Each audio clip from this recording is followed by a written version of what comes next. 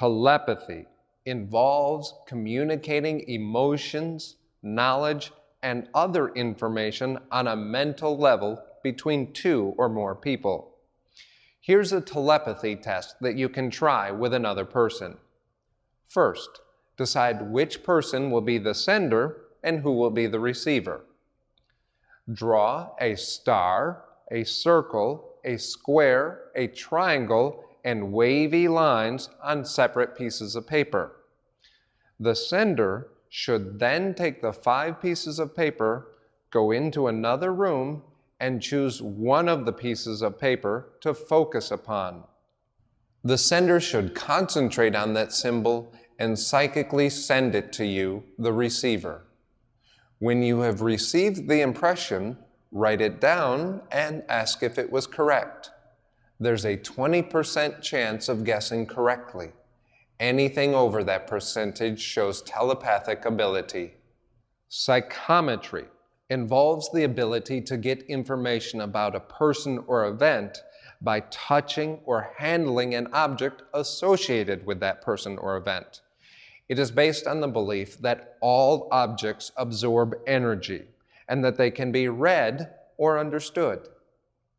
To test your psychometric skills, ask someone to give you an object that is emotionally charged by the last owner. It is best if the object hasn't been handled by anyone besides the owner. Get into a relaxed state and hold the object in your hands. Direct your thoughts to the object. Visualize your mind's eye entering the object to learn about its owner. Allow the energy that is contained within the object to enter your consciousness and tell you its story. Then be open to any responses you get. These can include visions, sensations, thoughts, or a host of other impressions.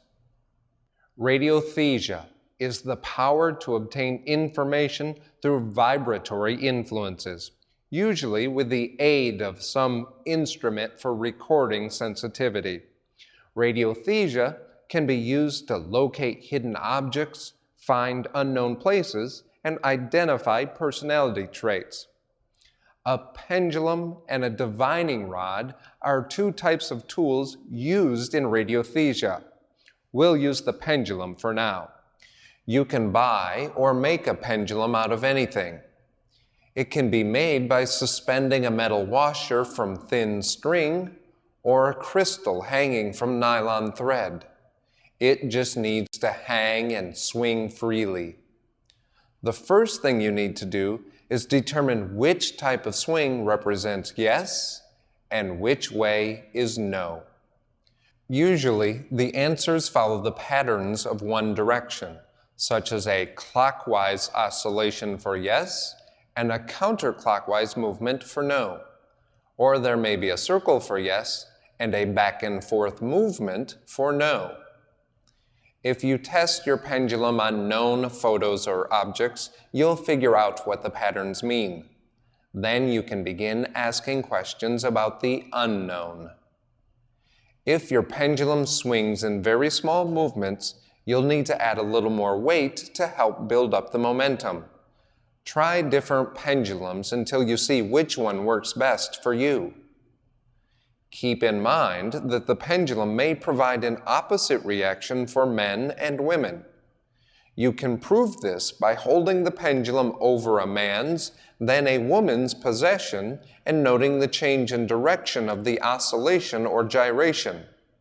You can test this by mixing men's and women's possessions and then trying to identify which is owned by the man or the woman through the use of the pendulum.